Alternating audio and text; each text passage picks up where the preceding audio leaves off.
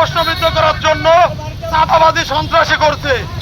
আপনাদের ব্যবসায়ীদের আমরা বলবো, আমাদের দলের নাম যদি ব্যবহার করে কেউ আপনাদের কাছে চাঁদা দাবি করে, কোন রকম দখলবাজি করার চেষ্টা করে, আপনারা তাদেরকে আটকিয়ে রেখে হাত পা বেঁধে পুলিশের কাছে দিবেন। বাংলাদেশ জাতীয়তাবাদী দলে পুরো সন্ত্রাসীর দখলদারির জায়গা নাই, আছে কি? আমাদের দলে কোনো দখলদারির জায়গা হবে না। এই দলে অনেকে রাজপথে কোনো শ্রম দেয় নাই, এখন ফিটফাট পাঞ্জাবি পরে আমাদের মধ্যে বিশৃঙ্খলা করার চেষ্টা করছে। যারা এই বিশৃঙ্খলা করার চেষ্টা করছেন, আমরা হুঁশিয়ারি দিতে চাই আজকের প্রোগ্রাম থেকে। আপনারা আওয়ামী লীগের সুবিধা দিয়েছেন, দালালি করেছেন, দালালি করেন, আমাদের দলে দালালি করতে আসবেন না।